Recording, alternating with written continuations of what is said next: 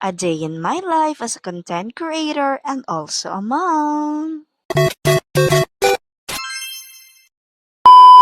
Hi guys! Another day, another blessing na naman para sa ating lahat for today's video. So, ngayong araw nga ito, samahan niyo na naman nga po pala talaga ako sa panibagong hamon ng buhay.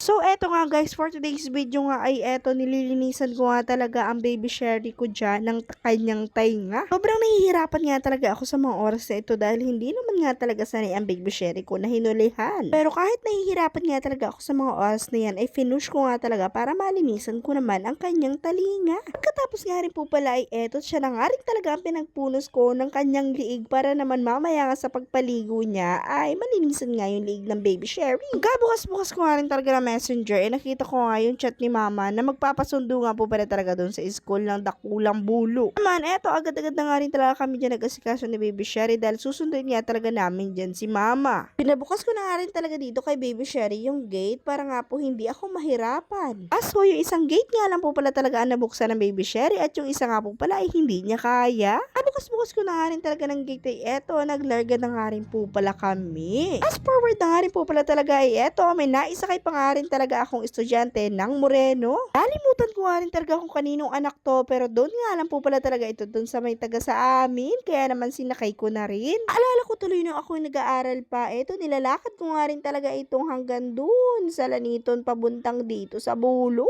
Kapag ako naman talaga naglalakad, kapag may narinig na nga rin talaga ako motor o tricycle, ay pinagrarasal ko nga talaga na sana ako ay pasakayin. Minsan may nagpapasakay, pero minsan ay wala. Naman, tiis-tiis nga lang talaga sa paglalakad dito, palabas sa may papunta sa amin. Doon mo yun, sa paglalakad ko nga talaga ay naging bariksila na nga rin talaga ang aking binti. Nasanay na nga rin talaga ako sa paglalakad sa araw-araw kong ginagawa nung nag-aaral ako. Pagod, pero kailangan nga rin talagang pagtiisan dahil wala pa nga rin talaga kami mga motor nung araw. By the way guys, fast forward na nga rin po pala talaga tayo. Nandito na nga rin po pala talaga tayo sa School ng Salvation. Dala-dala na nga rin po pala talaga dyan ni Ate Grace yung mga bag nga po pala ni Kuya Nunun at yung ibang dala ni Mama. Habang ito naman si Ate Lani at si Mama ay akay-akay nga talaga itong si Kuya Nunun. Paano ba naman, nadulas nga po pala talaga ito kalalaro. Kung nga rin talaga ito natanong dyan ng maayos Kuya Nunun dahil kung napano, dahil nai-stress na nga rin talaga dun sa masakit sa kanya. Dito ko na nga lang po pala talaga si Kuya Nunun pinasakay, tapos si Mama nga po pala ay dun sa likod ko. Maraming salamat nga rin po pala dito kay Ate Lani at maraming salamat nga rin po pala talaga kay Ate Grace. Nung maayos na nga rin po pala talaga na nakasakay sila Mama ay eto, tumalis na nga rin po pala kami pa uwi. Kauwi-uwi ko nga po pala ay eto, nagdiretso na nga rin po pala ako dito kay Ate Mara dahil makikikain na nga rin po pala ako ng tanghalian.